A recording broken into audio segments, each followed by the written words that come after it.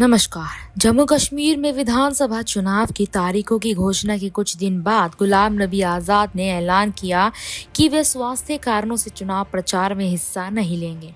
उन्होंने ये भी कहा था कि जो नामांकन वापस लेना चाहते हैं वे ले सकते हैं। इसके बाद उनकी पार्टी डीवीएपी के 4 प्रत्याशियों ने नामांकन से अपना नाम वापस ले लिया था।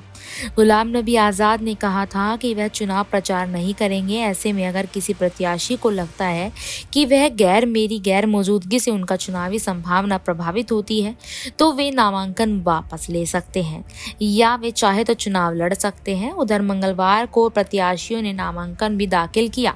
हालांकि शुक्रवार को इनमें से 4 ने नाम वापस ले लिया।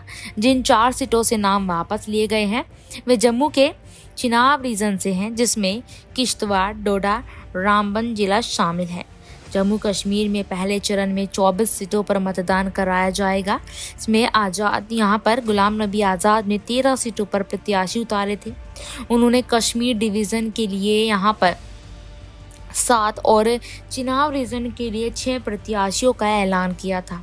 आपको बता दें कि एक रिपोर्ट के मुताबिक भदरवा सीट से मोहम्मद असलम, गोविंदरवा से फातिमा बेगम, बनिहाल से आसिफ अहमद खांडे और रामबन से गिरधारी लाल भाऊ ने नामांकन वापस ले लिया है।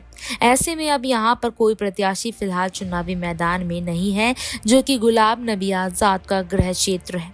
प्रत्याशियों में से अहमद खांडे ने कहा था कि आज़ाद साहब स्टार कैंपेनर हैं और वह बीमारी के कारण चुनाव प्रचार नहीं कर सकते, तो हमने नामांकन वापस लेने का फैसला कर लिया।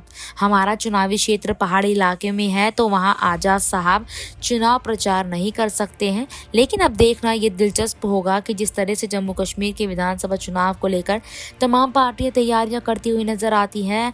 अब ऐसे में 3 चरणों में होने वाले इन चुनावों में क्या कुछ परिणाम सामने निकल कर आ पाते हैं, क्योंकि देखा जा रहा है कि 14 साल से जम्मू कश्मीर में कोई भी चुनाव नहीं हुआ। ऐसे में जब हाल ही में चुनाव तारीखों का ऐलान हो जाता है, अब चुनाव यहाँ पर कहीं ना कहीं नजदीक आते हुए नजर आ रहे हैं, तो क्या वाकई यहाँ पर भारतीय जनता पार्टी मजबूत होती हुई नजर आएगी या फिर यहाँ सूबे की जो पार्टियां उनकी पकड़ राजनीति पर मजबूत होती हुई दिखाई देगी। ऐसे में भारतीय जनता पार्टी की जम्मू कश्मीर के विधानसभा चुनाव में बड़ा झटका लगता हुआ देखा जा सकता है। इसी बीच आपको बता दें कि यहाँ पर जब गुलाम नबी आज़ाद की पार्टी के 4 प्रत्याशियों ने जब अपना नामांकन वापस लिया, उसके बाद गुलाम नबी आज़ाद को एक बड़ा झटका यहाँ पर लगा। या यूँ कह लीजिए कि गुलाम नबी आज़ाद की जो पार्टी है कहीं ना कहीं वो जो है जड़ से कमज़ोर होती हुई नज़र आई। अब यहाँ पर ये सवाल उठ रहे हैं कि क्या गुलाम नबी आज़ाद यहाँ पर वापसी करते नजर आएंगे, क्या कांग्रेस पार्टी में दोबारा जाते नजर आएंगे, क्योंकि देखिए पार्टी तो अब यहाँ उनकी कहीं ना कहीं कमज़ोर हो ही चुकी है। अब वो यहाँ पर कांग्रेस के साथ अगर जम्मू कश्मीर में चुनाव लड़ते हैं, क्योंकि जिस तरीके से उनका स्वास्थ्य सही नहीं है, तो इन सारी चीज़ों को देखते हुए क्या यहाँ ये मान लेना चाहिए कि जल्द ही यहाँ पर गुलाम नबी आज़ाद कांग्रेस पार्टी का दामन फिर से थामते नजर आएंगे। इस रिपोर्ट पर आपकी क्या राय है, कमेंट बॉक्स में ज़रूर बताएं। धन्यवाद।